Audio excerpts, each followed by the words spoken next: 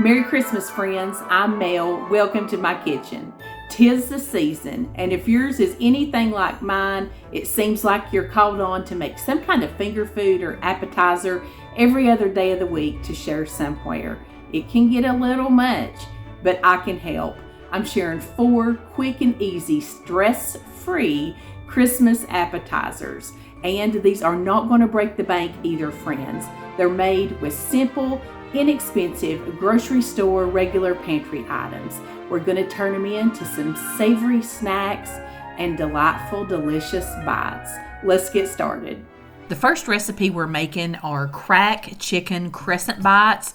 The most important ingredient is the chicken, so that's where we're going to start. I'm baking up a couple of chicken breasts today, and I like to put a little bit of olive oil on them. I season them with salt and pepper, onion powder, garlic powder, and paprika, and I bake them at 400 degrees for about 20 to 25 minutes. Chunk mine up into pretty small pieces, just because that's how I like it in this. And I'm going to make about half of this recipe. You could also make this with canned chicken or rotisserie chicken, either one. But I really enjoy cooking chicken up ahead of time like this. And I'll have this breast to use in this recipe. And the other one I can slice up and eat on a salad or two this week. The first thing we're going to do is mix up our chicken mixture. I'm using a little under 1 cup of chicken. I'm using about half a cup of bacon that I've cooked up. I'm going to put in about a half a cup of cheddar cheese. And I'm putting in 1/3 of a cup of just a bottled ranch dressing. I'm going to mix all this together and we'll set it aside. And this has your ranch, your cheddar cheese, and your bacon. That is where the crack comes from. Everything that has those 3 ingredients is referred to as crack whatever, crack chicken, crack pasta, those ingredients. Then I'm taking 1 can of crescent rolls. I'm going to unroll this can, and then I'm going to put all of these triangles together and seal up all the little edges here. Not the edges, but the seams. And if you can find the crescent dough sheets, all you have to do is roll it out and you can skip this step. And do remember, like I said, I'm halving this recipe because there are 3 of us here tonight and we're actually going to have these for dinner. This is going to make 6 of these little crack chicken crescent bundles. Now that you have it all spread out, we're actually going to divide this into thirds.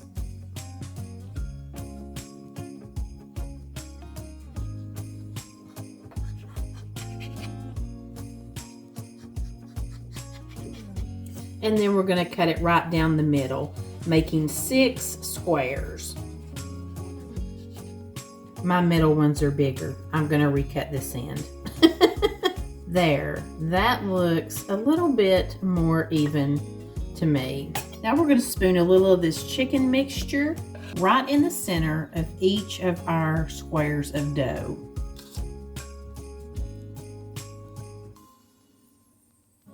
This little appetizer is really going to be more of a bigger bite, kind of like whenever you're doing finger foods, I guess is more what I would consider this one. Be a little bit heartier. And of course, you could cut your crescent dough smaller and put these in little mini muffin cups and make them just tiny little bite-sized things.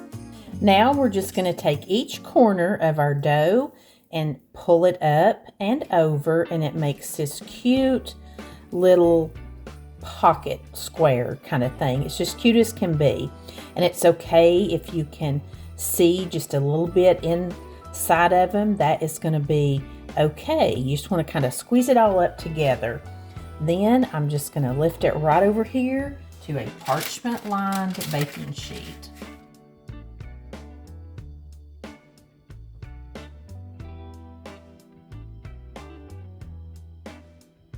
Now we're going to bake these at 375 degrees for 18 to 20 minutes. These were absolutely delicious. I don't know anybody who doesn't love the chicken bacon ranch flavors and crescent rolls. These were a hit with us, and I know they'll be a hit with your party. And this recipe had so few ingredients, it was really important to start with a good base like those Good Chop organic free-range chicken breast. Speaking of Good Chop, I wanted to take just a minute and share a little bit about them with you and thank them for sponsoring today's video. If you're a regular viewer here, you have seen and heard me talk about Good Chop a number of times throughout this last year. There's a good reason for that. I love their high quality products and their convenient delivery. Online with Good Chop, you can build and customize your order with your favorite beef, chicken, seafood, and pork products, choosing from over 50 high-quality cuts, then they're delivered right to your door.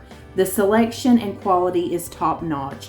Good Chop prides itself on sourcing beef that comes with no antibiotics or added hormones ever, and they stand behind every order with a 100% money-back guarantee. Not only does Good Chop offer high quality and convenience, they also support local family farms and independent ranchers right here in the U.S. by sourcing their meat and seafood exclusively from American farms and fisheries. Whether I'm making an old favorite or trying a new seafood for the first time, with Good Chop, I know I'll have the great quality product I need on hand when I need it. We've tried a lot of different items from the Good Chop menu this year, and we've been impressed every single time. To get started today, go to goodchop.com/YouTube. Use code MommaMail120, or you can click the link in the caption below and you'll receive $120 off across your first 4 boxes today. That's a great offer. Goodchop.com/YouTube and use code MommaMail120, or you can find the link in the caption below to receive $120 off across your first 4 boxes today. And thank you so much, Good Chop, for sponsoring today's video. Today we're going to make a little treat called brown sugar bacon crackers. This is super easy, very few ingredients, perfect holiday appetizer or just anytime you want a little snack. The first thing I'm going to do is prepare my tray, and I have just a regular baking sheet with some aluminum foil on it. And I have one of these little things. I think I got it at the Dollar Tree, and it's like a little rack. And I am going to go ahead and spray this.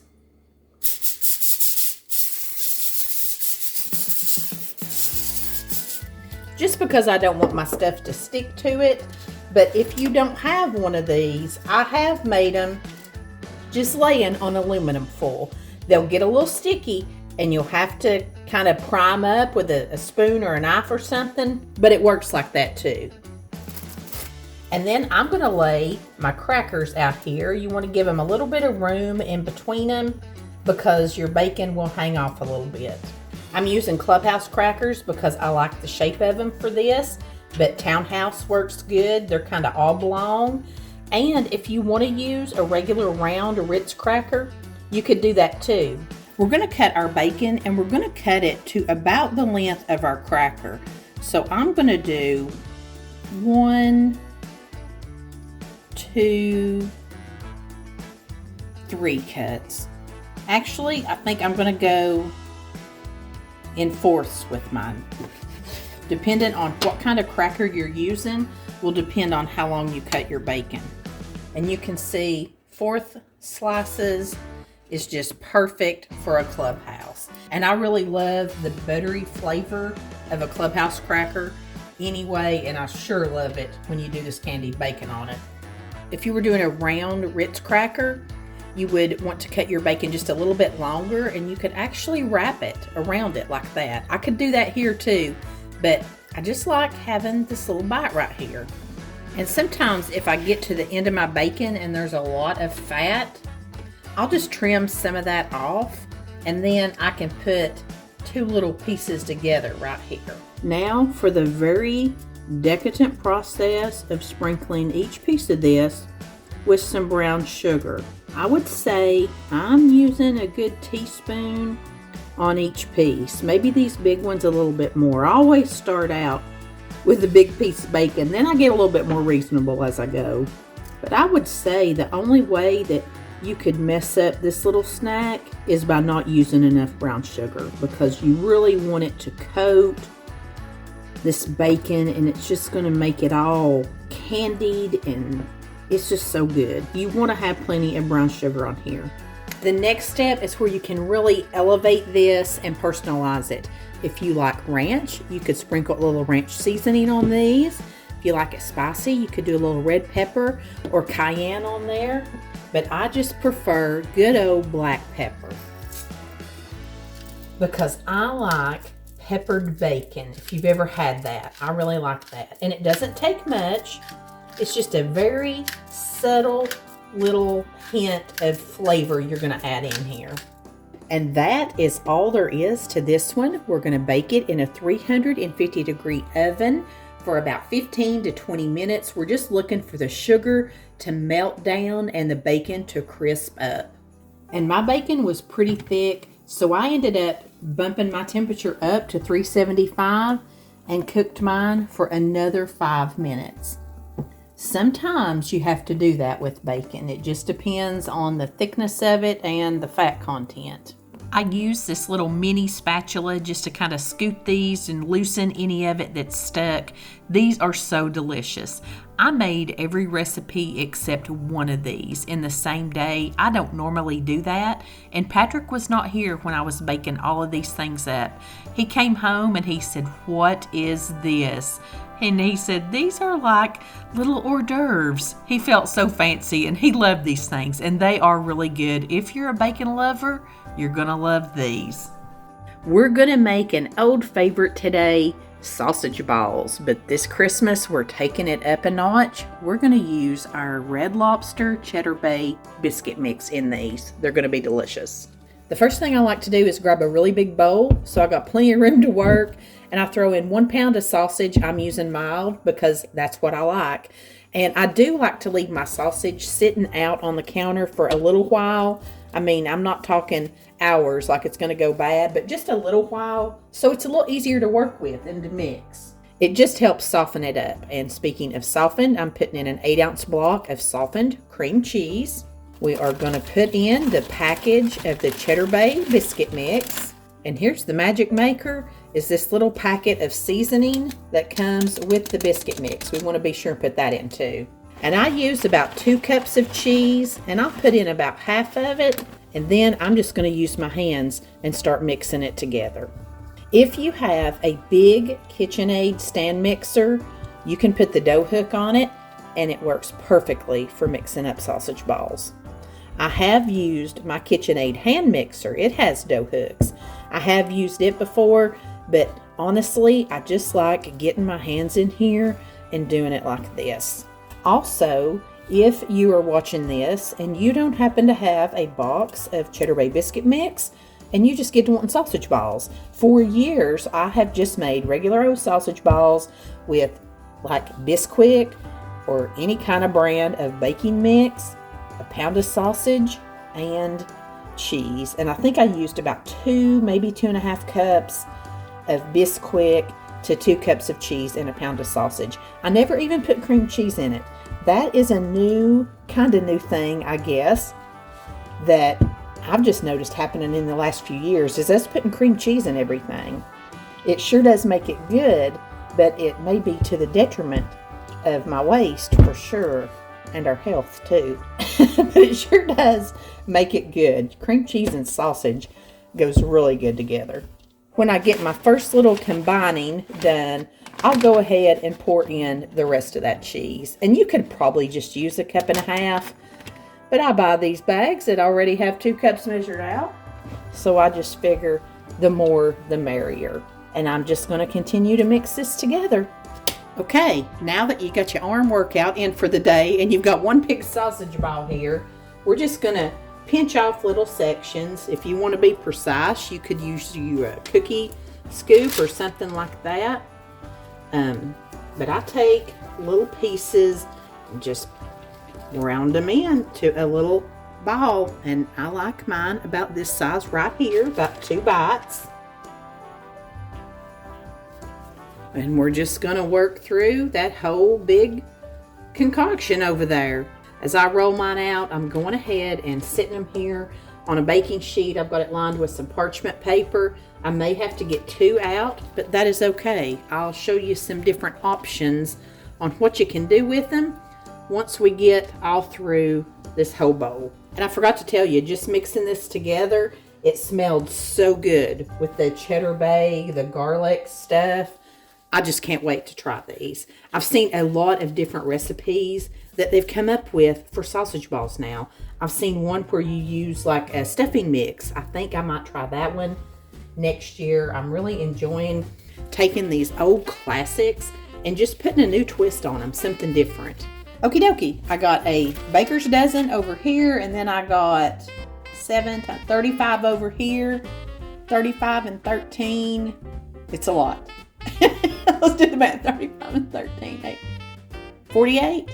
Yes, I got 48. I got 4 dozen sausage balls. Now, this little tray right here, I'm going to put in the oven at 400 degrees, and we're going to cook it about 15 or 20 minutes.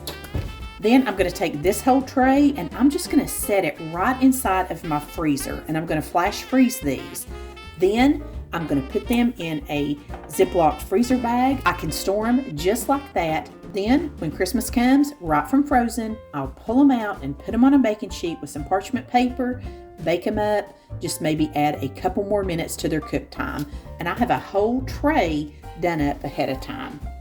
Every morning since then, Patrick has asked me if we have any more of these, and I just always tell him no with a smile. Don't fear, I've got the ingredients to make him a whole nother run of them, but I do have that bag saved back for Christmas. These are delicious. You are going to love them. These are so flavorful. I don't think I'll ever go back to making plain sausage balls again. If I don't have the Red Lobster, I'll definitely be putting the cream cheese in. These were not dry at all. They were so moist and so flavorful. Mine just took about 15 minutes to bake up. I wish that I could just reach this right through the screen and give you a bite of it.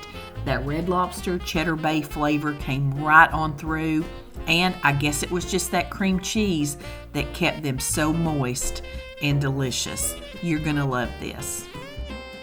Today we're gonna make a pepper jelly cream cheese dip. Very simple, basic, but absolutely delicious looking ingredients. We're gonna start with a pie plate. I'm gonna try to mix it all in here so I don't have any extra dishes to wash. And I've got 2 blocks of softened cream cheese, and I'm going to add about 2 cups of cheddar cheese. And I had a bag of mild cheddar out, but I found this bag of sharp cheddar cheese in my fridge, and it had about 2 cups in it. And I think that would be delicious in here. And I'm just gonna go ahead and get this combined a little bit before I add anything else in here. You definitely want to make sure that your cream cheese is nice and softened so that you can mix this together easily.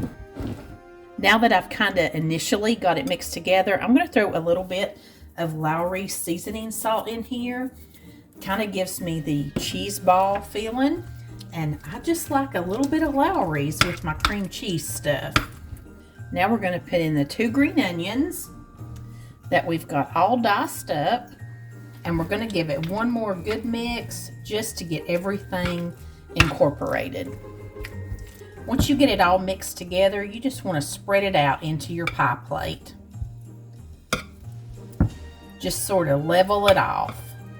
Now that we've got a pretty good layer going, I'm going to take about 8 of my Ritz crackers, and I'm just going to kind of crush them up and sprinkle them all over the top of the cream cheese. I'm actually going to grab me 2 more. That looks like a nice even layer. Then I have about 8 slices of bacon. I just baked it up in the oven, and then I've cut it into little bite-sized pieces. And I'm going to sprinkle this over the top. I use pre-cooked bacon bits in lots of recipes, and you could do that here. But in a dish like this where there's just very few ingredients and they're really simple, I think it's worth the time and the splurge just to fry you up or bake you up some real bacon and have it to top this with. Plus, it's just so much prettier. I like to go around the very top and grab anything I might have gotten up on here. just so it doesn't burn. Now I'm going to put this in a 350 degree oven for 25 to 30 minutes. About 5 minutes before you're getting ready to pull your little cream cheese stuff out of the oven, you want to take about half a cup of your pepper jelly. Again, I'm using a sweet pineapple red pepper jelly because I love this, and I think it looks kind of Christmassy, but you can use whatever you like. So I'm using about half of this jar. This is an 11-ounce jar, and you're going to microwave this in 30-second increments until it gets kind of melted and smooth and pourable.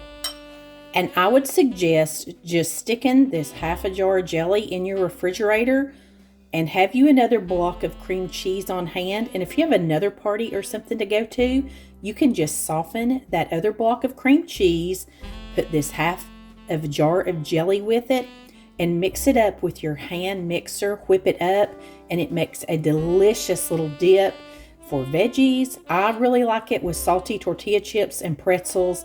Another quick and easy recipe dip.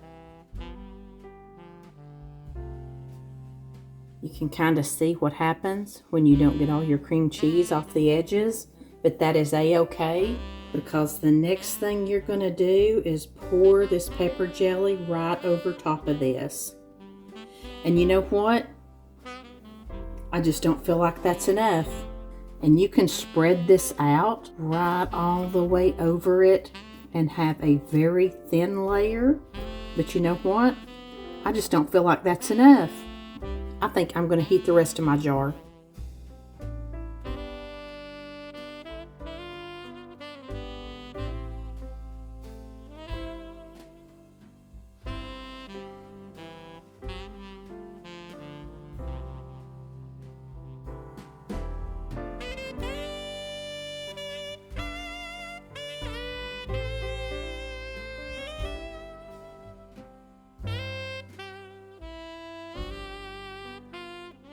I have you a little plate of treats. This is some brown sugar bacon crackers. You want to give that one a try? Let's see what you think.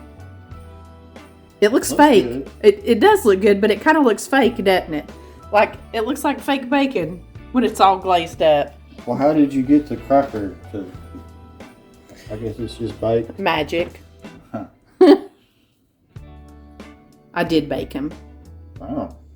What? Oh, I'm supposed to say that. Yes. Dang, that's good. Is that good, babe? Yeah, that's real good. I had a feeling you'd like that one. Tell us, is the cracker, like, is there still a little bit of crispiness? Or is it like real chewy? Buttery. You can taste the buttery club. Mm-hmm. Yeah. You taste that brown sugar? It's buttery. And I guess, what is that, brown sugar and butter? It's just brown sugar melted on it. You like that one? That one is going to be hard to bake. This is yours right here. Cream cheese, regular cheese, green onions, lots of bacon on the top of it, and then the pepper jelly. I wish it was still good and hot, but you had things to do. We can reheat it.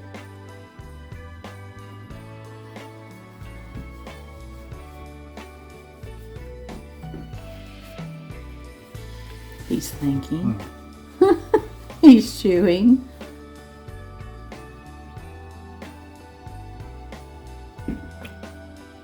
It's very good. I just got too big of a mouthful. Oh. What? You like that one? Mountain Dew, the ultimate palate cleanser. So you approve of that one? Actually has kind of a sour cream and onion taste to it with that bacon. It's good. Yeah. I put a little Lowry's in it too, because I think Lowry's seasoning salt. I like that, don't you?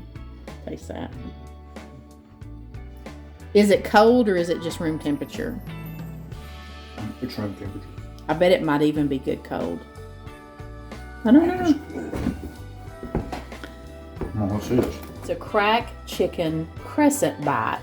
But it's basically got the cracked chicken I stuff. got too big of a bite with the cracker. So Well, it's we won't go little on this. Yeah, it's basically the cracked stuff. Chicken with the ranch and bacon and cheddar cheese. In crescents, what's not to love?